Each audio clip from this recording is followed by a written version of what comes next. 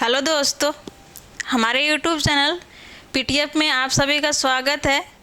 आज आप जो देख रहे हैं करेंट अफेयर 2023, ये जो आप लोग का एपिसोड मिलेगा इसमें पूरे एक साल का करेंट अफेयर मिलेगा। यानी आप लोग का जैसे हमारे यहाँ टारगेट किया हुआ है, क्या टारगेट किया हुआ है 69 बीपीएससी। क्या है 69 बीपीएससी टारगेट है, और दूसरा है बिहार दरोगा, और तीसरा आप देख रहे हैं तो बिहार शिक्षा भर्ती 2023। इन तीन कंपटीशन को टारगेट करके हमारी संस्था से जो आप लोगों को करेंट दिया जाएगा ये पूरे एक साल का होगा, और आपको लगभग 40 से 50 एपिसोड में दिया जाएगा। और ये कब तक दिया जाएगा कि यानी आप लोग का 69 बीपीएससी 30 सितंबर का है, तब तक आपको 50 एपिसोड में मिलेगा। और 69 बीपीएससी की अगर बात कर रहे हैं तो आप लोग का नोटिफिकेशन भी आ गया है, और इसका फॉर्म आप लोग को 15 जुलाई से शुरू होगा और 5 अगस्त तक इसका अप्लाई होगा। और इसका एग्ज़ाम कब है तो 30 सितंबर का 69 बीपीएससी का पीटी एग्जाम है। इसके ध्यान में रख के हमारे यहाँ करेंट अफेयर 2023 का एपिसोड लाया जा रहा है। एक एपिसोड पहले हो चुका है, ये सेकंड एपिसोड होगा। इसके बाद आप देख रहे हैं बिहार शिक्षा भर्ती दरोगा का जो है अभी नोटिफिकेशन आया नहीं है, आने वाला है। इसके बाद आप सेकंड जो देख रहे हैं हमारे टारगेट के अंदर जो है सबसे ज़्यादा इंपॉर्टेंट में अगर देखेंगे तो बिहार शिक्षा भर्ती 2023 है। इसका जो नोटिफिकेशन भी आ चुका है और फॉर्म भी अप्लाई हो रहा है, और इसका एग्ज़ाम आप लोग को प्रस्तावित कब है तो अगस्त में 26-27 अगस्त का है। और अगर हम बिहार शिक्षा भर्ती की बात करें तो आपको लगभग 1,70,000 कुछ वैकेंसी आया है, लेकिन इसमें कंपटीशन इतना ज़्यादा है कि इसमें लोग बहुत ज़्यादा फॉर्म ऑनलाइन करेंगे। ऐसा क्यों होगा? क्योंकि इससे पहले जो था ये वैकेंसी जब आया था तो सिर्फ स्थानीय निवासी का था, यानी हमारे बिहार राज्य का ही निवासी फॉर्म डालता। लेकिन हाल ही में एक कैबिनेट बैठक हुआ हमारे बिहार सरकार के द्वारा, और उसमें वो स्थानीय निवासी का मान्यता निहरता जो था ख़त्म कर दिए। तो हमारे राज्य में लगभग आप देखेंगे तो जितने भी हिंदी माध्यम का राज्य है, जैसे लगभग हिंदी माध्यम से 9 राज्य है, ये 9 राज्य का भी फॉर्म लोग यहाँ अप्लाई करेगा। तो इसलिए आप लोग के लिए बहुत बड़ा कंपटीशन है। तो हम बिहार के जो खास करके जो बिहार के निवासी उन लोग से हम यही कहेंगे कि हमारे जो करेंट अफेयर का सीरीज चलाया जा रहा है वो ध्यान से देखें, और अपना जो भी एक सीट है इसमें बिहार शिक्षा भर्ती में एक अपना हासिल करें। और पहला जो आप देखेंगे बीपीएससी, तो इसमें भी आप अपना एक सीट हासिल करेंगे। तो हम देखते हैं कि हमारे ये मुख्य बिंदु किस किस बिंदुओं से करेंट अफेयर को संग्रह किया जा रहा है। तो देखते हैं तो पहला देखिए, आप यहाँ देख रहे हैं 69 बीपीएससी और बिहार दरोगा। तो इसमें आप पहला देखेंगे तो क्या है अंतर्राष्ट्रीय घटनाक्रम। पहला क्या है, पहला मुख्य बिंदु हमारे क्या है अंतर्राष्ट्रीय घटनाक्रम। दूसरा आप देखेंगे तो राष्ट्रीय घटनाक्रम, दूसरा क्या है तो राष्ट्रीय घटनाक्रम। तीसरा आप देखेंगे तो हमारे यहाँ आर्थिक घटनाक्रम है। चौथा पॉइंट आप देखेंगे तो विज्ञान प्रौद्योगिक है। पांचवा पॉइंट मुख्य बिंदु में देखेंगे तो क्या है खेल घटनाक्रम है। और छठा देखेंगे तो बिहार समसामयिक से है। और सातवां आप देखेंगे तो क्या है पर्यावरण से है। सातवां क्या है पर्यावरण। और आठवां जो आप देख रहे हैं इसको आपको बहुत गौर से ध्यान करना होगा, इसमें बहुत सारे चीज़ को एक साथ ऐड किया गया है। जैसे आठवां में आप देखेंगे पुरस्कार हो गया, सूचकांक हो गया, अभ्यास हो गया, नियुक्ति हो गया, योजना हो गया, संगठन हो गया, और सम्मेलन हो गया, और ईटीसी। इससे पहले हम आपको बात करते हैं कि हमारे संस्था से जो लगभग 1 महीना से करेंट अफेयर डेली आ रहा था, तो हमारे डिजिटल बोर्ड में कुछ टेक्निकल प्रॉब्लम हो गया था जो आप लोग वीडियो में देखे होंगे इससे पहले में, जिसके वजह से करेंट अफेयर नहीं आ रहा है। लेकिन आपको कल यानी 3 जुलाई से आप लोग को फिर से नियमित टाइम पर यानी 5 बजे सुबह में मिलेगा। इससे और हम बात करते हैं कि अगर आपको 69 बीपीएससी फाइट करना है, या बिहार दरोगा फाइट करना है, या बिहार शिक्षा भर्ती, इसके बाद अगर और हम बात करें जैसे बिहार का अन्य एग्जाम सचिवालय का हो गया, बिहार एसएससी हो गया, बिहार पुलिस हो गया, जो भी बिहार में जितने भी संबंधित एग्जाम हैं, और इसके अलावा अगर हम बात करते हैं तो आप अगर हिंदी माध्यम से जैसे 9 राज्य है तो 9 राज्य में हिंदी माध्यम से एग्ज़ाम लिया जाता है, तो वहाँ भी आप हमारे जो भी एपिसोड करंट का चलाया जा रहा है अगर उससे देखेंगे तो आप लोगों को एक प्रश्न देखने को ज़रूर मिलेगा। क्योंकि ये जो हमारे करंट अफेयर है पूरे 1 साल के कराया जाएगा, और इसमें बहुत सारे जैसे आप देख रहे हैं VVI जो मुख्य बिंदु है जहाँ से करंट पूछे जाते हैं, ये इसको ध्यान में रख के बनाया जा रहा है। ये सिर्फ 1 दिन का नहीं है। अगर आप बात करते हैं बीपीएससी प्रीवियस ईयर का, तो लगभग आपको 10 साल के हमारे टीम के द्वारा अध्ययन किया गया कि प्रश्न पूछता कहाँ से है, किस सब्जेक्ट किस मुख्य बिंदु से पूछा जाता है, तो ये सारे को देखा गया। तो यही मुख्य बिंदु है जहाँ से हमारे करंट के प्रश्न पूछे जाते हैं। एक और बात है कि आप 68 में बीपीएससी दिए होंगे पीटी, तो आप देखे होंगे कि प्रश्न जो पूछा गया था तो उसका लेवल कुछ अलग था, बाकी पीटी से अलग ही था। मतलब इसका मतलब ये था कि आप सिर्फ एक एडिटोरियल कर लेंगे या एसपीडी कर लेंगे या जो भी मंथली छोटा मोटा आता है वन लाइनर, उसको करके अगर आप बीपीएससी पीटी फाइट करना चाहेंगे तो कभी नहीं होने वाला है अब।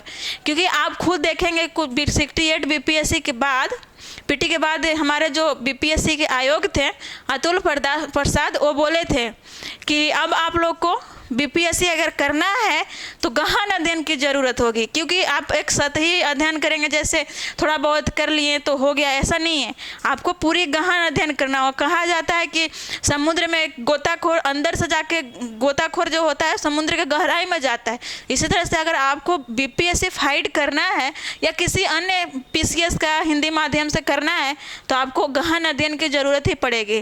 और हम अपने बारे में बोले तो हम खुद अब बहुत ज़्यादा अध्ययन किए हैं, क्योंकि हमने बीपीएससी 66 भी पीटी फाइट किए हैं, 67 भी फाइट किए हैं। 68 तो कुछ वजह से कहें तो नहीं दे पाए, बट दरोगा का भी पीटी और मेन दोनों फाइट किए हैं। यहाँ तक कि हम यूपीएससी भी दिए, यूपी पीसीएस भी पीटी दिए। तो सारे को देखें और सारे से समझ में हमको इतना आया कि करंट अफेयर को हम कैसे करें और कहाँ से करें। तो हमारे आप देख रहे हैं कि 67 कितना हाई कटअप गया, फिर भी हमने उसमें हाई कटअप पार किया। ऐसा नहीं कि सिर्फ हम अपने कैटेगरी को या आरक्षण को लेकर किया, नहीं। जैसे ईबीसी और ओबीसी लड़का लोग का जितना ईबीसी का कटअप लड़का लोग का था, उसको भी हम पार किए हैं गर्ल्स होके। तो इसके माध्यम से हम आपको बोलेंगे कि अगर आप करंट इस माध्यम से करते हैं, हमारे एपिसोड कैसे करते हैं, या हमारे एपिसोड कुछ अलग और ख़ास तरीके से कराया जा रहा है, और हमारे टीम के पूरी प्रयास है कि हम ऐसा करंट अफेयर आप लोग को दें कि बीपीएससी अगर 30 से 35 क्वेश्चन पूछता है तो लगभग आपको 30 से 32 करंट अफेयर हमारे संस्था के दिए गए एपिसोड से आप लोग को टकरे या उससे लड़ जाए। तो हम देखते हैं कि इसके बाद हमें क्या करना चाहिए, कौन सी मैगजीन कैसे पढ़ना चाहिए, क्या निचोड़ होना चाहिए। तो आप देखेंगे जैसे हमारे संस्था में जो एपिसोड लाया जा रहा है, इससे पहले पूर्व में जो आप देख रहे थे जो सुबह में 5 बजे आ रहा था, वो भी हमारे करंट अफेयर का 6 पेपर का निचोड़ से ही लाया जा रहा था। और हमारे ये जो 1 साल का जो लाया जा रहा है जो एपिसोड है, ये भी आप लोग को 6 न्यूज़पेपर के निचोड़ से लाया जा रहा है। हमारे संस्था में डेली जो भी टीम है उन पेपर का अध्ययन करते हैं, उसके बाद उसमें से करंट को छांटते हैं कि हमारे लिए कौन सी महत्वपूर्ण करंट अफेयर है जो पीसीएस और बिहार दरोगा के लिए महत्वपूर्ण है। इसके बाद आप देखेंगे मैगजीन, तो मैगजीन आपको देखने को मिलेगा 4 मैगजीन का भी हमारे यहाँ अध्ययन किया जाता है, और ये मंथली आता है। मैगजीन जो है मंथली आता है, और न्यूज़पेपर तो डेली है, ये आपको डेली न्यूज़पेपर अध्ययन करना होगा। और मैगजीन में हम बात करें तो आपको देखने को मिलेगा क्रॉनिकल, और क्रॉनिकल मैगजीन 2 प्रकार के आता है, एक आता है सिविल सर्विस क्रॉनिकल और एक और आता है बैंकिंग के लिए। तो हम लोग जो करते हैं वो सिविल सर्विस वाला करते हैं। दूसरा आप देखेंगे तो प्रतियोगिता होता है, क्या है दूसरा जो मैगजीन है, प्रतियोगिता दर्पण है। और इसके बाद तीसरा जो हम बात करते हैं तो तीसरा हमारा हो जाता है योजना। तीसरा क्या है, योजना है। और चौथा बात करें तो कुरुक्षेत्र है। चौथा क्या है, कुरुक्षेत्र है। तो इतने मैगजीन और इतने न्यूज़पेपर को ध्यान में रख के हमारे टीम द्वारा जो आप लोग को एपिसोड लाया जा रहा है, ये बहुत महत्वपूर्ण होगा। आप लोग अगर इसे ध्यान से देखते हैं और अगर बीपीएससी या बिहार दरोगा फाइट करना चाहते हैं तो मुझे नहीं लगता कि इससे बाहर कोई आएगा। और दूसरी बात यह है कि हमने अपने खुद के अध्ययन से ये महसूस किए कि हमें मेंस भी क्लियर करना है, तो हमें सबसे ज़्यादा क्या ज़रूरी चाहिए। जैसे आप 68 बीपीएससी दिए होंगे लोग, तो देखे होंगे जो भी मेंस का जीएस पेपर था वो सारे के सारे करंट से ही था। यहाँ तक निबंध भी देखेंगे तो आपको करंट से ही लगभग मिला था। तो अगर आप लोग मैगजीन और न्यूज़पेपर का अध्ययन करते हैं, तो अगर आप कोई भी कोचिंग संस्था नहीं भी ज्वाइन करते या ज्वाइन करते भी हैं, तो आपको न्यूज़पेपर और मैगजीन से इतने अच्छे से मेंस कवर होगा कि हम कह नहीं सकते, क्योंकि हमने खुद यही किए हैं। हाँ, लेकिन आपको अगर कोचिंग संस्था जुड़ना है तो आपको यह नहीं है कि वो आपको फाइनल एग्जाम तक ले जाएगा, क्योंकि कोचिंग संस्था आपको 40% ही जीएस या जो भी कवर करवाएगा, और बाकी जो बचता है वो खुद ही आपको कवर करना होगा। कहने का मतलब है कि अगर आप कोचिंग संस्था में 2 घंटा पढ़ते हैं तो आपको खुद ही अध्ययन अपने रूम पर लगभग 8 घंटा करना होगा। रूम पर करें या लाइब्रेरी या जहाँ भी करें, आपको 8 घंटा करना होगा। कोचिंग संस्था आपको एग्जाम क्लियर करने के लिए नहीं होता, आपको एक मार्गदर्शन दिखाने के लिए होता है, जिसके वजह से आप आगे जल्दी से बढ़े। जैसे अगर आप खुद से सेल्फ स्टडी करते हैं तो आपको हो सकता है 2 साल, 4 साल, 5 साल लगेगा, लेकिन अगर कोई कोचिंग संस्था ज्वाइन करते हैं, वहाँ का टीचर अगर अच्छे हैं, जो खुद फाइट किए हैं, अगर वो आपको अच्छे से गाइड करते हैं, तो मुझे नहीं लगता है कि आपको 2 साल से ज़्यादा टाइम लगेगा, ज़्यादा में ज़्यादा 2 साल टाइम। तो इसके अनुसार आप देखेंगे ये है। और हमने, अगर आपको करना ही है बीपीएससी, अगर मन में है, आप एक लक्ष्य रखे हैं कि हमको बीपीएससी करना है, तो आपको एक न्यूज़पेपर डेली लेना होगा और दूसरी में आपको कोई एक मैगजीन लेना होगा, चाहे आप क्रॉनिकल लीजिए या प्रतियोगिता दर्पण लीजिए, ये दोनों में से कोई आपको एक लेना होगा। ये तो हमारा हो गया कि हम कहाँ से पढ़े, कैसे पढ़े और कैसे करें कि करेंट अफेयर कवर होगा। इसके बाद आप देखेंगे सर एक एपिसोड वीडियो डाले हैं जिसमें आपको बताए हैं कि किस किस सब्जेक्ट में कौन से कितना प्रश्न पूछता है, हमें क्या पढ़ना चाहिए, किस सब्जेक्ट पर ज़्यादा फोकस करना चाहिए। तो सबसे पहले तो आपका करेंट अफेयर हो गया। इसके बाद सर बताए हैं वो आप देखेंगे, जिसमें जैसे आपको बताए होंगे साइंस होगा, बिहार स्पेशल होगा और हिस्ट्री होगा। तो हम आज का पहला प्रश्न पर आते हैं, तो हम पहला प्रश्न देखते हैं। तो आप देखेंगे पहला प्रश्न है, 26 अप्रैल 2023 को भारत की अध्यक्षता में शंघाई सहयोग संगठन इंटर बैंक कंसोर्टियम की 19वीं बैठक का आयोजन हुआ है। इसका आंसर आप लोग को देखना है। इसका आंसर आप देखेंगे तो आपका हो जाएगा भारत गोवा। अब हम एससीओ संगठन के बात कर रहे हैं, तो इसका डिस्कशन देखते हैं क्या है। इसका देखेंगे, इस शंघाई सहयोग यानी इसका बोलते हैं शॉर्ट में क्या बोलते हैं, एससीओ बोलते हैं। क्या बोलते हैं, एससीओ। ये आपके लिए बहुत वीवीआई होगा, ये मेंस के लिए भी हो सकता है। और अगर मेंस के लिए आपको क्या करना होगा, आपको पहले की पॉइंट जो जमा करना होगा। मेंस अगर देना है तो क्या करना है, की पॉइंट। इसके बाद आप उसको फिर अच्छे से अध्ययन कीजिए, उसमें से की पॉइंट को छाटिए, एक छोटा सा नोट्स बनाइए। क्या करना होता है मेंस के लिए, तो छोटा सा नोट्स बनाना होता है। अगर उससे आप वो बना लेते हैं तो पीटी मेन, यहाँ तक आपका इंटरव्यू में अगर भी करेंट से पूछता है, अगर मान लीजिए एससीओ से पूछता है, तो वहाँ भी आपका हो जाएगा। तो हम देखते हैं पहला इसका गठन कब हुआ था। तो इसका गठन आप देखेंगे क्या है, शंघाई सहयोग गठन का एक अंतर सरकारीय संगठन है। और इसका जो उद्देश्य है ना, इसका उद्देश्य है जो सदस्य देश है उसको में शांति और समृद्धि और स्थिरता बनाए रखना। और इसका एक आतंकवादी संगठन का भी बनाया गया है। तो इसमें हम देखते हैं इसका संगठन का गठन कब हुआ था। तो इसका गठन आप देखेंगे तो जून 2001 में, जून 2001 में। और इसका गठन कहाँ हुआ था, चीन में हुआ था। इसका सचिवालय कहाँ है, तो इसका सचिवालय भी चीन में है, चीन में बीजिंग। कहाँ है, चीन के बीजिंग में है।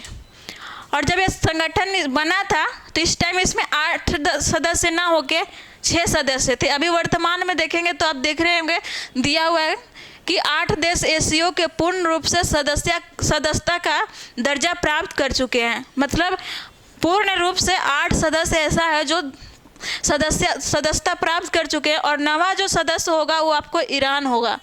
ये हस्ताक्षर कर चुका है, लेकिन अभी पूर्ण रूप से सदस्यता का प्रमाण पत्र नहीं मिला है। तो हम देखते हैं कि 6 सदस्य से जब गठन हुआ था तो कौन सा था, तो आप देखेंगे तो था कजाकिस्तान, चीन, किर्गिस्तान, रूस, ताजिकिस्तान और उज्बेकिस्तान। यानी ये 6 सदस्य जो थे आपको 2001 में ही शामिल हो गए थे। कब हुए थे, 2001 में शामिल हो गए थे। और ये जो इसमें से 4 सदस्य ऐसे देश हैं जो मध्य एशिया के हैं। कहाँ के हैं, मध्य एशिया का। और एक जो है चीन है, ये यूरेशिया में है। यानी इसका कुछ भाग चीन में थी, एशिया में, और कुछ भाग यूरोप में, इसलिए यूरेशिया बोलते हैं। और इसलिए अगर हम बोले पूर्ण रूप से तो कौन से महाद्वीप में स्थित है, तो इसे हम बोल सकते हैं कि यूरोप है, क्योंकि इसका जो राजधानी है रूस का जो राजधानी है वो एशिया में ना होकर यूरोप में है, तो सबसे बड़ा चीज़ तो माना जाता है राजधानी को ही, इसलिए इसको ना एशिया माना जाता है ना यूरोप माना जाता है, इसलिए इसे यूरोसिया कहते हैं। और दूसरा है एशिया का जो देश है दक्षिण या कहें एशिया जो भी, तो उसका चीन है। 4 देश मध्य एशिया के हैं, तो 4 देश हो गया। अब हम पेन चेंज करते हैं, हम फिर बताते हैं कि भारत कब शामिल हुआ था। तो आप देखेंगे इसमें भारत और पाकिस्तान बच गया, 6 गो हो गया। भारत और पाकिस्तान कौन बचा है? भारत और पाकिस्तान। ये आप देख रहे हैं 2 गो। ये कब शामिल हुआ था? तो ये 2017 में शामिल हुआ था। कब हुआ था? 2017 में शामिल हुआ था। एससीओ में भारत और पाकिस्तान कब शामिल हुआ? तो 2017 में हुआ। इससे बात अगर हम बात करते हैं कि आप देख रहे हैं इसमें आपको और देखने को मिलेगा 4 देश। ये जो आप देख रहे हैं 4 देश है। 4 देश में कौन है? अफगानिस्तान है, बेलारूस है, ईरान है और मंगोलिया है। ये एससीओ का पर्यवेक्षक सदस्य देश है। कौन सा है? पर्यवेक्षक सदस्य देश है। ये 4 है ऐसे। इसके बाद आप देख रहे होंगे तथा कहता तथा 6 देशों जैसे अजरबैजान, आर्मेनिया, कंबोडिया, नेपाल, तुर्की और श्रीलंका। ये 6 देश जो हैं इसका क्या है? संवाद भागीदारी है का दर्जा प्राप्त है इन लोगों का। ये तो हमारा हो गया। इसके बाद आप ये देखेंगे कि आधिकारिक भाषा क्या है। तो आधिकारिक भाषा इसका एक रूसी है और दूसरा इसका मंदारनी है। और हम मंदारनी भाषा की बात करते हैं, चीन का भाषा है और ये विश्व में सबसे ज़्यादा बोला जाता है। इसके बाद हम एससीओ के अध्यक्षता के बाद में देखते हैं। तो यहाँ देख रहा है एससीओ की अध्यक्षता सदस्य देशों द्वारा रोटेशन के आधार पर 1-1 वर्ष के लिए निर्धारित की जाती है। यानी कहने का मतलब है कि 8 सदस्य देश इसमें है, तो 8 में से हर साल एक देश इसका सदस्य करेगा। जैसे इससे पहले जो 2022 की हम बात करें तो 2022 में कौन सा देश इसका अध्यक्षता किया था? तो ये था उज्बेकिस्तान के ताशकंद में इसका समझौता हुआ था। कहाँ हुआ था? ताशकंद में हुआ था। कब हुआ था? सितंबर में हुआ था। और इस साल का जो अध्यक्षता है 2023 का है, ये हमारे देश भारत को मिला हुआ। किसको मिला है? भारत इसका अध्यक्षता करेगा। कब? 2023 में। इसका रक्षा मंत्री का भी बैठक हो चुका है, वित्त मंत्री का भी हो चुका है। अभी हाल ही में इसका पूर्ण रूप से बैठक होगा। इसके बाद हम देखेंगे इसका महत्व बोल रहा है। महत्व में हम बात करेंगे, ये संगठन दुनिया की लगभग 42% आबादी, कहने का मतलब ये है कि जो 8 देश है ना वो पूरे विश्व के 42% जनसंख्या को कवर करता है। जैसे अगर हम जनसंख्या में बात करें तो प्रथम देश पूरे विश्व में कौन सा है? चीन है, जिसके पास सबसे ज़्यादा जनसंख्या है। इसके बाद आप देखेंगे भारत दूसरा स्थान पर है। इसके बाद इसमें आप देखेंगे तो इंडोनेशिया नहीं, इसके बाद पाकिस्तान का भी कुछ जनसंख्या है। तो इसका मतलब कि पूरे विश्व के 42% जनसंख्या एससीओ में शामिल है। कितने हैं? 42% जनसंख्या एससीओ के द्वारा मतलब एससीओ में अंदर आते हैं। इसके बाद आप देखेंगे 22% भूमि क्षेत्र, कहने का मतलब कि पूरे विश्व में 100% होता है। जैसे 100% होता है भूमि हम लेते हैं, उसमें से 22% जो भूमि है ना इस पर एससीओ का कब्जा है। एससीओ में जो देश हैं उन लोग के पास है। इसके बाद हम देखते हैं, कहता है 20% सकल घरेलू उत्पादन का प्रतिनिधित्व करता है। कहने का मतलब कि पूरे विश्व के 20% जीडीपी पर एससीओ का मतलब हिस्सेदारी है। ये हमारा हो गया। कुछ और इसके बारे में देखें तो ये 2022 के लिए भारत का वाराणसी जो शहर है उसको धार्मिक पर्यटक स्थल के शामिल किया गया। किसको? वाराणसी को। वाराणसी को पर्यटक स्थल में शामिल किया गया। किसको? वाराणसी को 2023 के लिए। जबकि 2023 का अध्यक्षता कौन कर रहा है? भारत कर रहा है। इसका पूर्ण रूप से अध्यक्षता कहाँ होगा? दिल्ली में, नई दिल्ली में। ये आपको बीपीएससी 68 में पूछा गया है कि कहाँ किया जाएगा, और इसमें बहुत सारा कन्फ्यूजन था। इसका आयोग आंसर शायद दिल्ली दिया है क्योंकि इससे पहले इसका अध्यक्षता रखा गया था जम्मू कश्मीर में, लेकिन पाकिस्तान के कुछ वहाँ उसने कुछ विवाद कर दिया और कुछ इशू भारतीय के अंदर भी कुछ आंतरिक प्रॉब्लम दिक्कत था, जिसकी वजह से यहाँ दिल्ली में किया गया। अब अगला प्रश्न हम देखते हैं। हमारा अगला प्रश्न है, आप देखेंगे तो हमारा अगला प्रश्न है 9 अप्रैल 2023 को पीएम नरेंद्र मोदी द्वारा किस विश्वविद्यालय में प्रोजेक्ट टाइगर के 50 वर्ष पूरे होने के स्मरणोत्सव का कार्यक्रम का उद्घाटन किया गया है? तो इसका आप आंसर देखेंगे तो इसका आंसर आपका हो जाएगा पहला, कर्नाटक के मैसूर विश्वविद्यालय। कहाँ होगा? कर्नाटक का मैसूर विश्वविद्यालय। और इसका हम कुछ डिस्कशन देखते हैं। तो डिस्कशन में आप देखेंगे कि 10 से 12 वर्ष में बाघों की आबादी कितने प्रतिशत वृद्धि हुआ है? 10 से 12 वर्ष में भारत के में कम से कम वृद्धि हुआ कितना है? 75%। बहुत ही ज़्यादा है, बहुत ही ज़्यादा है। आपके लिए ये हो सकता है कि VVI हो जाए BPSC में, या बिहार दरोगा या टीचर, किसी के लिए भी आपको BPS या VVI हो सकता है, क्योंकि थोड़ा बहुत ही नहीं है, 75% आपको कवर कर रहा है 10 से 12 साल में आबादी।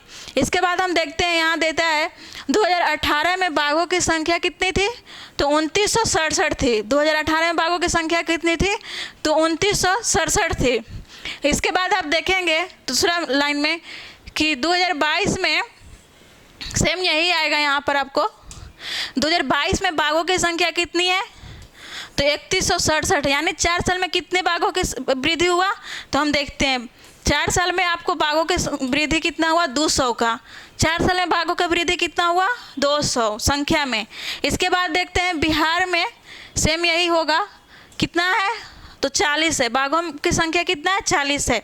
और 2018 में कितना था? 2018 में 31 बाघों की संख्या था। ये BPSC में पूछा हुआ है। इसके बाद हम देखते हैं सबसे ज़्यादा बाघ की संख्या कहाँ है? तो आप देखें मध्य प्रदेश में है। कितना है? 526 बाघ है। कितना है? 526 बाघ है। और इसे टाइगर स्टेट भी कहते हैं। और बाघ अभयारण्य की बात करें तो यहाँ बाघों के अभयारण्य की संख्या सबसे ज़्यादा है। कहाँ है? मध्य प्रदेश में बाघ अभयारण्य की संख्या। दूसरा लाइन देखते हैं, दूसरा कहाँ पर है? तो दूसरा है कर्नाटक, जहाँ बाघों की संख्या 524 है। कितना है? 524। और हम कर्नाटक की बात कर रहे हैं तो कर्नाटक में पूरे भारत का सबसे बड़ा बाघ अभयारण्य है। कौन सा है? बाघ अभयारण्य। इसका क्या नाम है? नागार्जुन। क्या नाम है? नागार्जुन नाम है। और सबसे बड़ा बाघ अभयारण्य पूरे भारत का। इसके बाद हम बात करते हैं भारत दुनिया का सबसे यहाँ बड़ा टाइगर रेंज वाला देश है। यानी भारत पूरे दुनिया में टाइगर रेंज में सबसे ज़्यादा है, यानी सबसे बड़ा या सबसे आगे हम बोल सकते हैं। इसके बाद हम देखते हैं बाघों की 75% आबादी भारत में पाए जाते हैं। यानी पूरे विश्व की हम बात करें कि पूरे विश्व में भारत में कितनी बाघों की आबादी है? तो 75% है। कितना है? 75%। यानी 100% में 75% बाघ कहाँ है? पूरे विश्व के भारत में। बाकी 25% ही पूरे विश्व में भारत को छोड़ के हैं। इसके बाद हम बात करते हैं भारत में बाघ अभयारण्य कितना है? वर्ग क्षेत्रफल में बताया हुआ है। कितना है? 75,000 वर्ग किलोमीटर में है, भूमि पर फैला हुआ है। और हम बाघ अभयारण्य की बात करें तो वर्तमान में नवंबर 2022 नवंबर में वर्तमान में बाघों की संख्या अभयारण्य कितना है? बाघ अभयारण्य 53 है वर्तमान जो कर रहे हैं, ये 2022 के डाटा के अनुसार है। इसके बाद हम देखते हैं, बोलता है केंद्र सरकार 1972 में वन जीव अभयारण्य अधिनियम लागू किया और इसी अधिनियम के अनुसार प्रोजेक्ट टाइगर का प्रारंभ उत्तराखंड के जिम कॉर्बेट नेशनल पार्क 1 अप्रैल 1973 में किया गया। यानी जो आप ये बोल रहा है प्रोजेक्ट टाइगर का प्रारंभ कब किया गया? 1973 में किया गया। और किस अधिनियम के अनुसार किया? तो 1972 वन जीव अधिनियम के अनुसार किया गया। और कब से? 1 अप्रैल से। और कहाँ से किया गया? तो जिम कॉर्बेट से। यानी भारत का पहला बाघ अभयारण्य कौन सा है? Jim Corbett. और इसका अभी वर्तमान नाम है रामगंगा। इसका वर्तमान नाम है रामगंगा पार्क। या उद्यान। इसके बाद हम देखते हैं अगला है 7 अप्रैल 2023 को राष्ट्रपति मुर्मू द्वारा असम में गज उत्सव का उद्घाटन किया गया। कहाँ किया गया? असम में किया गया। और इसका गज मतलब गज का प्रवाचिक अर्थ होता है हाथी। और हाथी प्रोजेक्ट के बात करें तो इसका प्रारंभ कब हुआ था? 1992 में हुआ था। हाथी प्रोजेक्ट 1992 में हुआ था। और सबसे ज़्यादा हाथी आपको कहाँ मिलेगा? केरल में। सबसे ज़्यादा हाथी कहाँ मिलता है? केरल में। ये हमारा ये प्रश्न हो गया। हम अगला प्रश्न देखते हैं। हमारा अगला प्रश्न है जून 2023 में प्रधानमंत्री मोदी को किस देश का शौर्य पुरस्कार ऑर्डर ऑफ द नायल से सम्मानित किया गया है? तो इसका भी आंसर का हम बात करें तो इसका आंसर आपका होगा बी, मिस्र। अब हम बात करते हैं मिस्र के बारे में और इसका डिस्कशन देखते हैं। तो इसका आप डिस्कशन देखेंगे। इससे पहले हम मिस्र की बात करते हैं, मिस्र के बारे में। तो मिस्र जो है ये जो आपका देखने को मिलेगा ये अफ्रीका महाद्वीप का देश है। कहाँ का है? सॉरी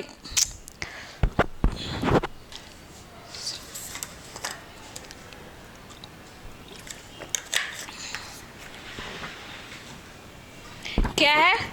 तो मिस्र है।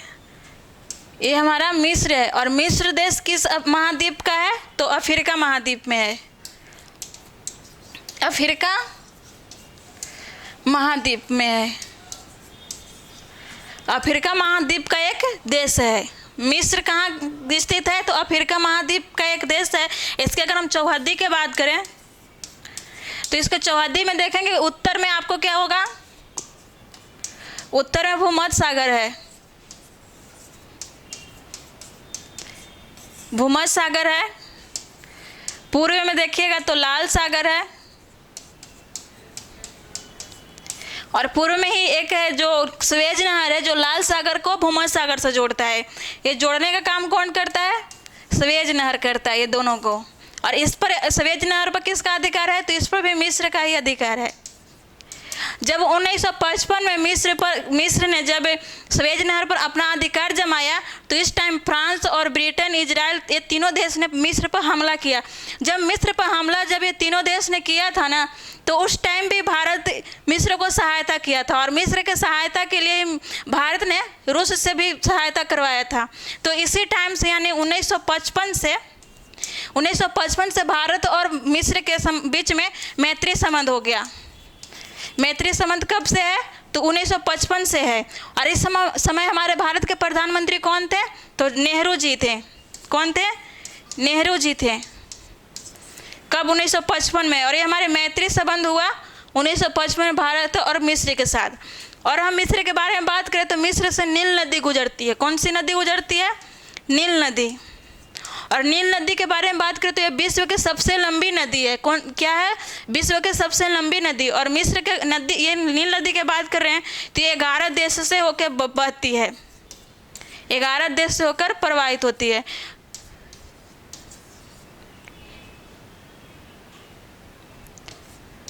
ग्यारह देश से होकर प्रवाहित होती है। और ये कहाँ गिरती है? तो भूमध्य सागर में गिरती है। नील नदी कहाँ गिरती है? तो भूमध्य सागर में गिरती है। अब हम देखते हैं भारत और मिस्र के संबंध में और कौन से प्रधानमंत्री अभी जो गए हैं ये कितने साल के बाद गए हैं। तो हम देखते हैं क्या भारत और मिस्र के संबंध। अगर इसको आप नोट्स बनाते हैं तो आपको मेंस में भी काम देगा ये। तो देखते हैं सबसे पहले हमारे भारत और मिस्र के बीच संबंध कब स्थापित हुआ था?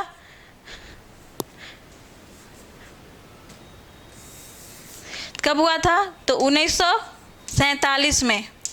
भारत और मिस्र के बीच संबंध कब स्थापित हुआ? तो 1947 में। ये संबंध था राजनयिक संबंध था। इसके बाद हम देखते हैं दूसरा संबंध मैत्री संबंध था जो 1955 में हुआ। दूसरा कब हुआ? 1955 में हुआ मैत्री संबंध।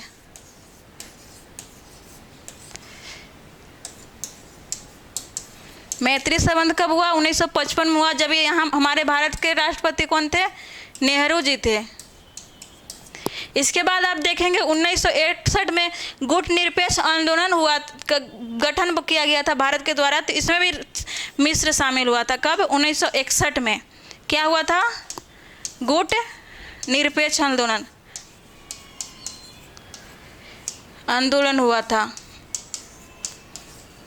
कब हुआ था? 1961 में। और जब इसमें मिस्र भी इसमें शामिल हुआ था, इस टाइम इसमें शामिल वाले देशों में मिस्र था, यूगोस्लाविया था और इंडो एशिया था। कौन सा? ये 4 देश महत्वपूर्ण थे, एक घाना भी था, 5 देश है। इसके बाद अभी वर्तमान में हम बात करें इसमें देशों की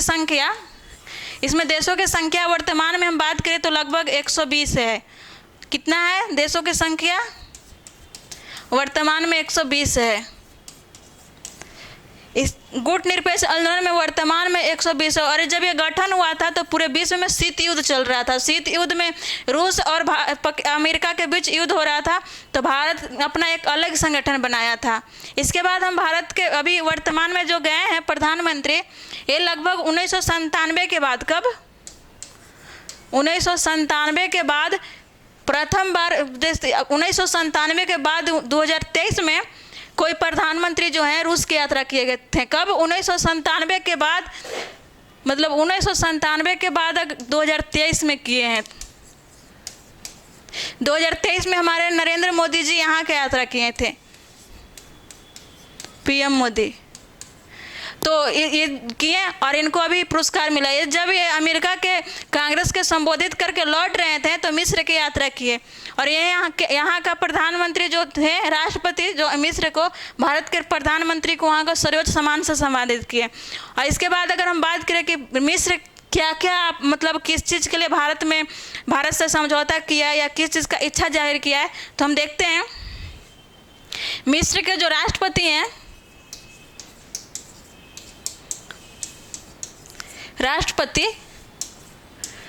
ये भारत के सहायता से एससीओ और ब्रिक्स में भी शामिल होने का इच्छा जाहिर किए हैं। कहाँ? तो ब्रिक्स और एससीओ में शामिल होने का इच्छा जाहिर किए हैं भारत की सहायता से। किससे? भारत की सहायता से। भारत के सहायता से मिस्र के राष्ट्रपति या वहाँ के प्रधानमंत्री जो भी थे, वो ब्रिक्स और एससीओ में शामिल होने का इच्छा जाहिर किए हैं। दूसरी बात कि रक्षा आयात करने के लिए भी मिस्र के राष्ट्रपति इच्छा जाहिर किए हैं। किस चीज़ में? रक्षा क्षेत्र के उद्योग में। जैसे इसमें सब जो है तेजस्वी लड़ाकू विमान को भी उन लोग लेने के खरीदने के लिए बात किया गया है, और हेलीकॉप्टर जो भी है। इसके बाद हम बात करते हैं कि निवेश के क्षेत्र में भी समझौता हुआ है। किस चीज़ में? निवेश में। और निवेश में जो भारत को वहाँ का जो राष्ट्रपति थे, वो स्वेज नहर के बंदरगाह पर निवेश करने के लिए समझौता किए हैं और उन्हें सहमति भी प्रदान कर दिए हैं कि आप भारत के प्रधानमंत्री के साथ कि आप स्वेज नहर के बंदरगाह पर अपना टर्मिनल लगा सकते हैं या निवेश कर सकते हैं। इसके बाद और जो है यहाँ पर मुक्त व्यापार के भी बात हुआ है, मुक्त व्यापार समझौता, मुक्त व्यापार समझौता। इसके बाद अगर हम बात करें तो हम मिस्र के बात करें तो मिस्र अरबियन देशों में सबसे बड़ा देश है, अरबी देश में सबसे बड़ा देश है। और अगर भारत के अगर देखें कि लाभ के लिए, तो भारत के लिए एक बाज़ार मिल जाएगा और अफ्रीका देश में भारत का अपना बाज़ार मिल जाएगा, क्योंकि भारत का जनसंख्या में देखेंगे तो प्रथम स्थान पर आने वाला है। हाल ही में एक रिपोर्ट आया जिसमें कहा गया है कि भारत विश्व के प्रथम स्थान शामिल करेगा जनसंख्या। तो इसलिए मिस्र भारत के लिए एक व्यापार के लिए भी मिल जाएगा। और दूसरी बात है कि स्वेज बंदरगाह है, यहाँ पर भी व्यापार करने के लिए मिल जाएगा, तो जिससे भारत डायरेक्ट यूरोप और भारत के बीच व्यापार हो सकता है। और स्वेज नहर लाल सागर और भूमध्य सागर को जोड़ता है। इसके बाद अगर हम बात करें तो यहाँ के प्रधानमंत्री जो हैं, राष्ट्रपति, यहाँ तक भी बोले। और हाँ, एक बात और है इसमें VVI आप लोग के लिए है कि 2023 का गणतंत्र दिवस के परेड के समय जो गणतंत्र दिवस के अतिथि रूप में होते हैं, वो मिस्र का राष्ट्रपति आए थे। 2023 का गणतंत्र दिवस पर मुख्य अतिथि के रूप में जो आए थे, मुख्य अतिथि के रूप में मिस्र के ही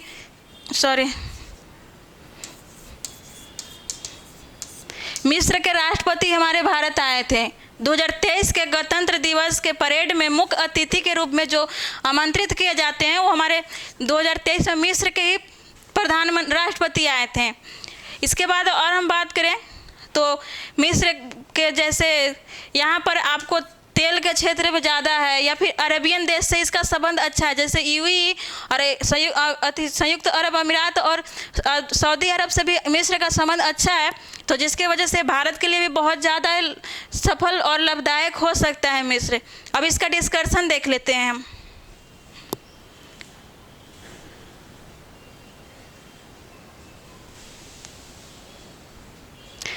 अब आप देखेंगे कि भारत के प्रधानमंत्री को मिस्र का तो पुरस्कार मिला ही है, सर्वोच्च सम्मान पुरस्कार। इससे अगर पहले हम बात करें तो भारत के प्रधानमंत्री 2014 में पहले बार प्रधानमंत्री बने और अभी उनका 9वां साल चल रहा है, तो 9 साल में उनको राष्ट्रीय और अंतर्राष्ट्रीय स्तर पर कितने पुरस्कार मिला? लगभग 35 पुरस्कार मिला है। 35 पुरस्कार। हमारे प्रधानमंत्री को 9 साल में कितने पुरस्कार मिला? लगभग 35 पुरस्कार मिला राष्ट्रीय और अंतर्राष्ट्रीय स्तर पर। और हम कुछ देश को देख लेते हैं, जैसे आप देख रहे हैं पपुआ न्यू गिनी। तो पपुआ न्यू गिनी में कब पुरस्कार मिला? ये मई 2023 में मिला है। और 2023 में कब मिला? यहाँ यात्रा कब की है? जैसे G7 का जापान टोक्यो में सम्मेलन हो रहा था तो भारत को आमंत्रित किया गया था। जब वहाँ प्रधानमंत्री गए थे तो वहाँ से लौट के आ रहे थे, पापुआ न्यू गिनी में भी गए थे। तो पापुआ न्यू गिनी गए तो वहाँ के प्रधानमंत्री भारत को पापुआ न्यू गिनी के से भारत को प्रधानमंत्री को सर्वोच्च सम्मान मिला, जिसका नाम क्या है? Companion of the order of लोगोई।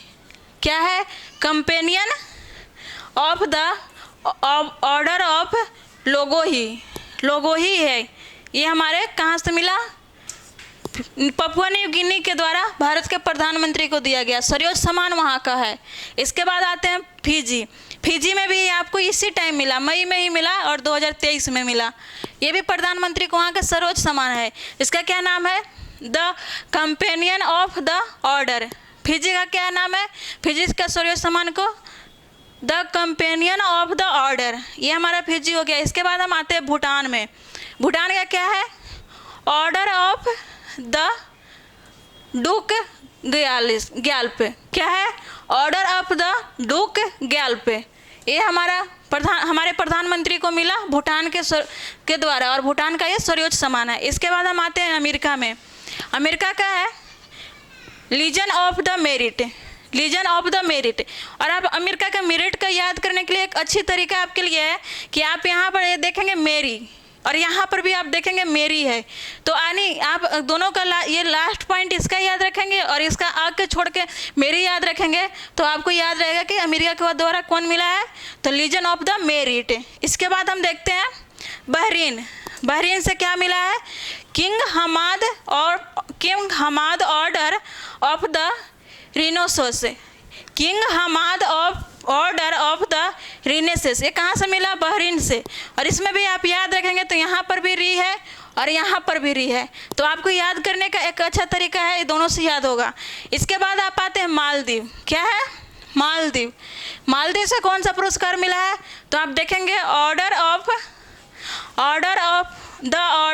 The distributors order of the distributors rule of Nishan Izzuddeen. Nishan Izzuddeen है, तो इसमें भी आपको याद करने का एक तरीका है दीन, और इसमें भी है क्या है? मालदी। यानी दी यहाँ भी है और दी यहाँ भी है, तो आप मालदी के लिए याद करने में दी दोनों जगह लगाएंगे तो आपका प्रश्न सॉल्व हो सकता है। तो अगला हम देखेंगे क्या है? रूस है। रूस का क्या पुरस्कार है?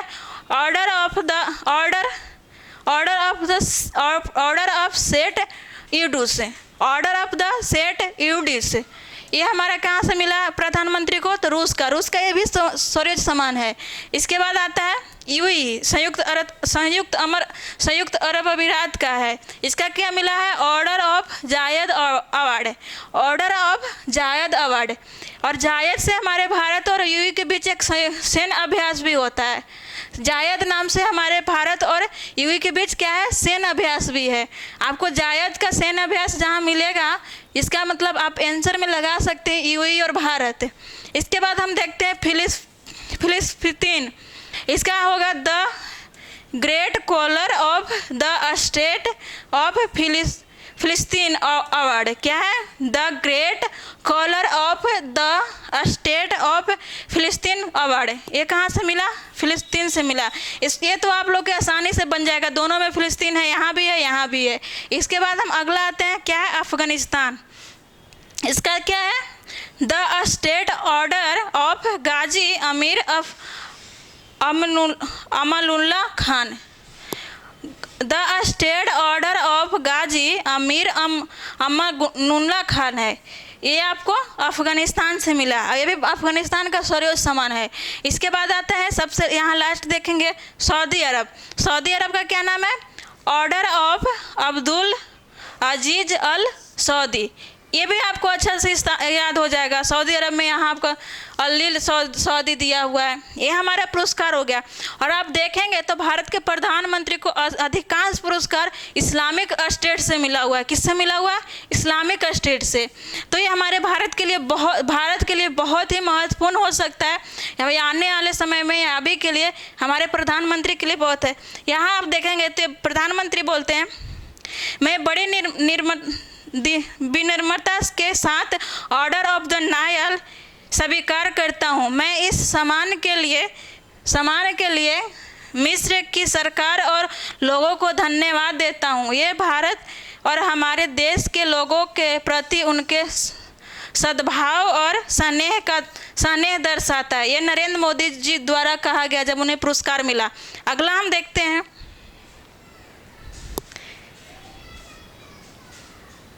यहाँ आप देखेंगे तो ये यहाँ पर है, जैसे नरेंद्र मोदी को मिला ऑर्डर ऑफ द नायल से सम्मानित करते हुए राष्ट्रपति अब्देल फतह अल सीसी द्वारा। यानी ये जो राष्ट्रपति को, भारत के प्रधानमंत्री को जो पुरस्कार मिला है वो मिस्र के राष्ट्रपति के द्वारा दिया गया है। और राष्ट्रपति का नाम क्या है? अब्देल फतह अल सीसी। क्या है नाम है? Abdel Fattah CC. आपको ये एग्जाम में पूछ सकता है, बीपीएससी में बहुत बार दूसरे देश के राष्ट्रपति पर प्रधानमंत्री का नाम पूछा गया। एक बात और, हमारे मिस्र का राजधानी कहाँ है? मिस्र का राजधानी कहाँ है? तो काहिरा है, काहिरा। और काहिरा और भारत के नई दिल्ली दोनों के बीच बहुत अच्छे संबंध है। इसके बाद आप देखेंगे ये जो पुरस्कार है किस लिए दिया जाता है? तो मानवता के सेवा के लिए दिया जाता है, ऑर्डर ऑफ द नायल सम्मान। अगला प्रश्न हम देखते हैं, हमारा अगला प्रश्न है ग्लोबल जेंडर इंडेक्स भारत का स्थान 2023 में कितना है? तो ग्लोबल जेंडर में बात करें तो भारत का स्थान कितना है? 127 है। और 2022 में भारत का स्थान कितना था? तो 135 था। कितना था? 135 था। कब था? 2022 में। इसका मतलब कि भारत 8 स्थान का सुधार किया है। कितने स्थान का? 8 स्थान का सुधार किया है। 8 स्थान का सुधार किया है भारत। और इसमें प्रथम देश की बात करें ग्लोबल जेंडर में तो कौन सा है? आप डिस्कशन में देखेंगे। अब इसे कौन जारी करता है? तो विश्व आर्थिक मंच द्वारा। कौन जारी करता है? विश्व आर्थिक मंच जारी करता है। इसमें कुल देशों की संख्या कितनी है? तो 146 है। कितना है? 146। और 146 में भारत का स्थान कितना है? तो 127वां स्थान है। इसके बाद हम देखेंगे कि पहला स्थान पर कौन है? तो आइसलैंड है। पहला स्थान कौन है? आइसलैंड है। और अंतिम स्थान अफगानिस्तान है। तो आपके लिए VBI हो जाता है कि भारत के कैवां स्थान है। इसमें आपका VBI हो जाएगा कि पहला कौन सा देश है और इसके बाद इसको जारी कौन करता है। अब जारी कौन करता है इस तरह से भी पूछता है। अब इसका और भी डिस्कशन हम देखते हैं कुछ और इंडेक्स के बारे में। तो जैसे आप देखेंगे इंडेक्स है ये जारी करता है और ये सम्मिलित देशों की संख्या ये प्रथम है और यहाँ भारत का स्थान है। तो हम देखते हैं यहाँ दिया है 2023 का प्रेस स्वतंत्रता सूचकांक और इसको जारी कौन करता है? रिपोर्ट्स विदाउट बॉर्डर्स यानी ये फ्रांस के द्वारा जारी किया जाता है। और इसमें देशों की संख्या कितनी है? 80। 180 है। प्रथम देश पर कौन है? नॉर्वे है। और भारत का कितना स्थान है? 161वां। यानी भारत विश्व प्रेस स्वतंत्रता सूचकांक में इसका मतलब बहुत ही बेकार कहें या बहुत ही गिरावट के साथ पर है, 161वां है। यानी 180 देश में आप देखेंगे तो 161 है, तो इसका बहुत ही खराब है। और इसमें आप देखेंगे 2022 में तो भारत का स्थान कितना था? 150 था 2022 में। इसके बाद आप देखेंगे लॉजिस्टिक फॉर्मेस इंडेक्स 2023, तो इसको जारी करता है विश्व बैंक। इसमें देश की संख्या 139 है। प्रथम देश पर सिंगापुर है और भारत का स्थान 38वां है और 2018 में 44 था। इसके बाद देखते हैं ग्लोबल इनकम इंडेक्स, जिसको जारी करता है हुनर। देश की संख्या 138 है। प्रथम पर अमेरिका है, भारत तीसरे पर है। इसके बाद देखते हैं विश्व खुशहाली रिपोर्ट 2023, तो इसको जारी करता है सतत विकास समाधान नेटवर्क। इसमें देशों की संख्या 136 है। प्रथम पर कौन सा है? तो फिनलैंड है और भारत का स्थान 126 है और 2022 में 136, यानी 10 स्थान का सुधार किया है। इसके बाद हम देखते हैं इसमें VBI देख लेते हैं, जैसे वैश्विक आतंकवाद सूचकांक, तो इसको जारी करता है अर्थशास्त्र और शांति संस्थान। और इसमें देश की संख्या नहीं दिखाया गया। सबसे प्रथम पर है अफगानिस्तान और भारत का 13वां है। इसमें फिर हम आपको देखते हैं VBI जो है, फिर आपको हेलेन पासपोर्ट इंडेक्स पूछ सकता है, तो इसमें हेलेन एंड पार्टनर्स जारी करता है 193 देश है। प्रथम पर जापान है और भारत अभी 85वां स्थान पर है। इसके बाद हम देखते हैं जलवायु परिवर्तन सूचकांक, बाकी आप लोग देख लीजिएगा। इसमें इसको जारी करता है German watch and climate exchange network. इसमें देशों की संख्या 63 है। प्रथम पर डेनमार्क है और भारत का 8वां स्थान है। और अभी 1-2 दिन में आपको एक और सूचकांक जारी किया गया, जिसे बोलेंगे हम ऊर्जा संरक्षण सूचकांक। इसमें भारत का स्थान है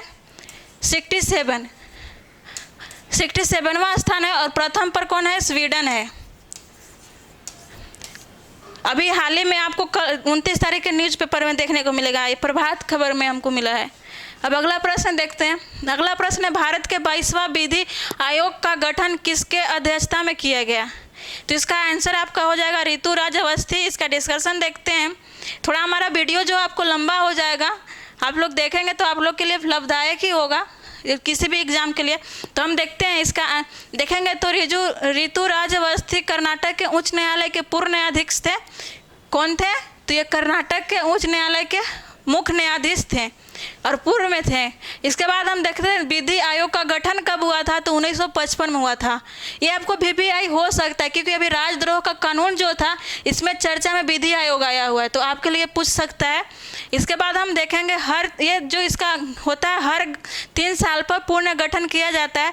अभी वर्तमान में 277 रिपोर्ट विधि आयोग द्वारा सौंपा गया है। इसके बाद हम देखते हैं यह मौजूदा कानून की जांच करती है। विधि आयोग किसका जांच करती है? कानून की जांच करती है। इसके बाद हम देखते हैं इसमें सुधार के सुझाव दिया जाता है और यह DPSP को लागू करने के लिए आवश्यक कानूनों के बारे में सुझाव देता है। ये DPSP ये आपके लिए VBI हो सकता है, पॉलिटी में पूछ सकता है, करंट में भी पूछ सकता है। तो ये DPSP के लिए DPSC को लागू करने का सुझाव भी देता है। इसके बाद हम देखते हैं नीति आयोग का अध्यक्ष कौन है? तो PM मोदी है। नीति आयोग का अध्यक्ष कौन होते हैं? PM मोदी होते हैं। इसके बाद हम देखेंगे उपाध्यक्ष, तो ये सुमन कुमारी बेरी हैं। नीति आयोग का उपाध्यक्ष कौन है? तो सुमन कुमार बेरी हैं। इस नीति आयोग का CEO देखेंगे तो BBR सुब्रमण्यम है। कौन है? BBR सुब्रमण्यम। राष्ट्रीय महिला आयोग का अध्यक्ष की बात करें तो ये रेखा शर्मा है और ये 9वां है। इससे पहले 8 हो गए। और 7वें वेतन आयोग का अध्यक्ष की बात करें तो अशोक माथुर है। कौन है? अशोक माथुर। इस तरह से आप देखेंगे लोकपाल अध्यक्ष कौन है? प्रदीप कुमार मोहित हैं। और 15वें वित्त आयोग अध्यक्ष कौन है? NK सिंह है। ये आप लोग देख सकते हैं। अगला प्रश्न देखते हैं साहित्यकाल नोबेल पुरस्कार 2022 में किसे दिया गया? तो इसका आंसर आप देखेंगे तो एनी और कोस होगा। इसके बाद हम देखते हैं इसका डिस्कशन में कुछ तो देखेंगे चिकित्सा का पुरस्कार किसको दिया गया है नोबेल पुरस्कार 2022 में? तो श्वेत पाओ है, ये स्वीडन का है। और किस लिए दिया गया? स्वीडन का जो है जेनेटिक्स के मानव जाति के 2 शुरुआती पूर्वजों की आनुवंशिक पहचान की खोज की है, जिसके लिए दिया गया है। हो सकता है ये भी पूछ दे आपको, या ये ना पूछ के ये पूछ दे कि किस देश के हैं, इस तरह से पूछेगा। इसके बाद आप देखेंगे भौतिक में देखेंगे तो एलन एस्पेक्ट हैं जो फ्रांस के हैं। एक और है जॉन क्लोलर्स, क्लोरस, ये यूएसए के हैं। एटोन जिगलिगर है, ये ऑस्ट्रिया के हैं। यानी भौतिक में कितने लोगों को मिला है? 3 लोगों के। आप ये तीनों को याद रखेंगे, या आपको या तो देश पूछ देगा या फिर नाम पूछ देगा। इसके बाद आप देखेंगे किस लिए पूछा हुआ है, किस लिए मिला है। तीनों क्वांटम यांत्रिक के में प्रयोग किए गए कंप्यूटिंग और क्रिप्टोग्राफी में तेजी के लिए विकसित किए गए एप्लीकेशन के लिए दिया गया है। इसके बाद हम देखते हैं क्या है, रसायन है। रसायन में 3 है, एक कट गया है और मुझे उनके नाम अच्छे से याद नहीं है, तो आप देख लेंगे। ये है क्या है, कैरोलिन बटोरजी है, ये यूएसए के हैं। मोर्टन मेंटल है, ये डेनमार्क के हैं। इनको किस लिए मिला? Clinical chemistry of bio orthogonal chemistry के विकास के लिए दिया गया है। अब अगला डिस्कशन देखते हैं। थोड़ा हमारा वीडियो लंबा हो जाएगा, सॉरी इसके लिए। देखेंगे आप, ये शांति का पुरस्कार है। शांति का पुरस्कार बेलारूस के अधिवक्ता एनल बियालिस्टिक को दिया गया है। किसको दिया गया है? एले बियालिस्टिक को दिया गया है। और दूसरा जो है, 2 में मानवाधिकार संगठन रूसी मानवाधिकार एक पहला रूसी मानवाधिकार संगठन मेमोरियल को दिया गया है, और एक है यूनी मानवाधिकार संगठन सेंटर फॉर सिविल लिबर्टीज को दिया गया है। 2 मानवाधिकार और एक वहाँ का अधिवक्ता को दिया गया है बेलारूस का। इसके बाद हम देखते हैं अर्थशास्त्री में बेन एस बर्नाक को दिया गया है। पहला बेन एस बर्नाक, ये दिया गया है अर्थशास्त्री में। उसमें भी 3 को दिया गया है। एक है डगलस डायमंड, ये भी यूएस के हैं। और एक तीसरा है फिलिप डाइबिग हैं, ये भी यूएस के। आपको यह प्रश्न पूछा जा सकता है कि ऐसा किस क्षेत्र में जो पुरस्कार जो मिला है वो सिर्फ एक ही देश के, सिर्फ तीनों यूएसए के हैं। तो आपको याद रखना होगा क्या है, अर्थशास्त्र में है। और किस लिए मिला है? बैंक और बैंकों के संकटों पर शोध के लिए मिला है इनको। अगला देखेंगे साहित्य में, तो साहित्य में आपको एनोक्स है, ये जो फ्रांस को मिला हुआ है। किस लिए मिला है? साहित्य नैदानिक तीव्रता के लिए दिया गया है इनको। अब हम अगला प्रश्न देखते हैं। हमारा अभी इसमें और डिस्कशन है। आप देखेंगे तो भारत में नोबेल पुरस्कार सबसे पहले कब मिला था? 1913 में। किस लिए मिला था? तो गीतांजलि के लिए। और किसको मिला था? तो रविंद्रनाथ टैगोर के, पहला जो है। अभी तक वर्तमान में 9 व्यक्ति को नोबेल पुरस्कार मिला है। तो आप एक देखेंगे तो आपको हो जाएगा, टैगोर जी हैं। दूसरा देखेंगे तो डॉक्टर चंद्रशेखर रमन है, भौतिक के लिए इनको मिला था। अरविंद खुराना है, इनको भी फिर भौतिक या शायद केमिस्ट्री के लिए मिला, याद नहीं हमको। मदर टेरेसा, इनको साहित्य के लिए मिला हुआ है। इसके बाद देखेंगे सुब्रमण्यम चंद्रशेखर हैं। अमर्त्य सेन है, इनको 1998 में या 99 में लगभग मिला था, इनको अर्थशास्त्र के लिए मिला था। फिर वेंकट रमन रामकृष्णन है। कैलाश सत्यार्थी हैं, इनको साहित्य के लिए मिला था शांति का नोबेल पुरस्कार। और अभिजीत बनर्जी हैं, इनको मिला है, इकोनॉमिक्स के लिए मिला है। और ये अमेरिका की नागरिकता प्राप्त कर लिए हैं, लेकिन भारतीय मूल के हैं। अब हम अगला प्रश्न देखते हैं। अगला प्रश्न हमारा है, कितने साल के बाद विश्व फीफा रैंकिंग में भारत ने 6वां स्थान हासिल किया है? तो इसका आंसर का हम बात करें तो इसका आंसर आप लोग का हो जाएगा 5 साल। यानी 2018 में भारत 96वां स्थान पर था। इसके बाद से भारत कभी 106 तो 104 तो 105 पर था। इसलिए प्रश्न आपके लिए बीबीआई हो सकता है, 5 साल के बाद हुआ है।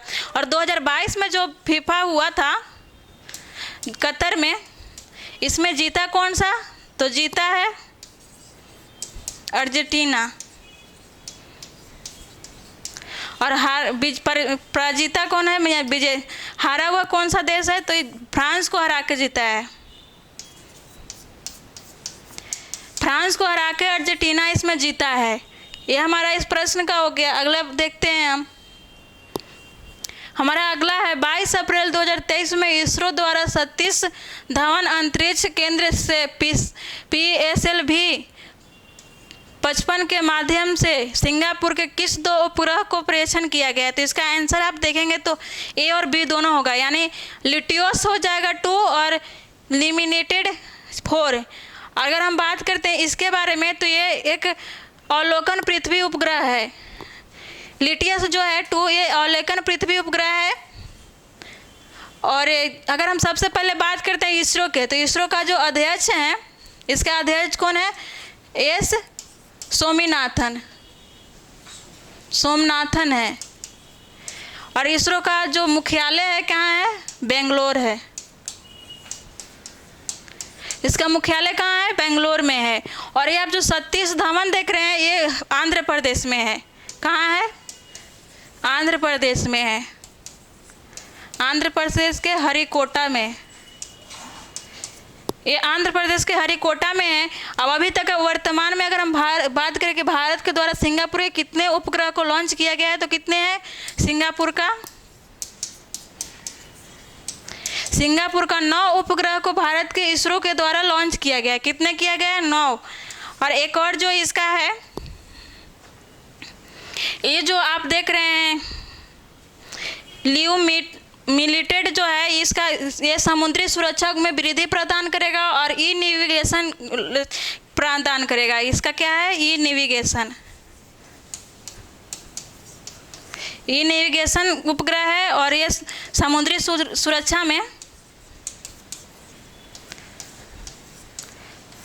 सुरक्षा में वृद्धि करेगा। ये सिंगापुर को प्रदान करेगा। ये तो हमारा हो गया। और अगला हम देखते हैं प्रश्न।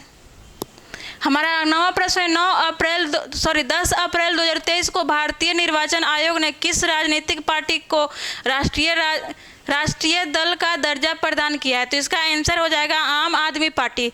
और आम आदमी पार्टी अभी दिल्ली में, इसका जो दिल्ली का मुख्यमंत्री जो केजरीवाल हैं, आम आदमी पार्टी का ही है। इसका हम डिस्कशन देखते हैं। तो आप देखेंगे कि अभी वर्तमान में कितने राष्ट्रीय दल हैं? वर्तमान में राष्ट्रीय दल की संख्या 6 है। इससे पहले 7 था और एक 8 या 7 था, उसको हटा दिया गया। अभी देखेंगे तो पहला कौन है? बहुजन समाज पार्टी, भारतीय जनता पार्टी, तीसरा आपको कांग्रेस हो जाएगा, चौथा नेशनल पीपुलेशन पार्टी, पांचवा मार्क्सवादी कम्युनिस्ट पार्टी हो गया और चौथा आम आदमी पार्टी। थोड़ा सा हम प्रश्न पर आते हैं। ये आप जो देख रहे हैं त्रिमूलन कांग्रेस पार्टी, ये पश्चिम बंगाल का था और इसी को अभी हटाया गया है। ये कहाँ का है? पश्चिम बंगाल का है। और इसी को अभी राष्ट्रीय पार्टी दल से निकाल दिया गया है। ये हमारा हो गया। हम अगला प्रश्न 10 पर आते हैं। 10 हमारा है, किस राज्य के जू से हुलॉक गिबन, ब्लैक पैंथर और मादा राइनो का बिहार पटना जू में लाया गया? तो इसका आंसर देखेंगे तो असम होगा। असम से हमारे बिहार में लाया गया है। और बिहार से जो मादा जिराफ जो था असम में भेजा गया था और असम से हमारे ये लाया गया है। तो हमारा ये हो गया। बाकी आप सभी को थैंक यू। आज के लिए हमारा सीरीज़ यही है। बाकी नेक्स्ट सीरीज़ में हम आप लोग को दिखाएंगे।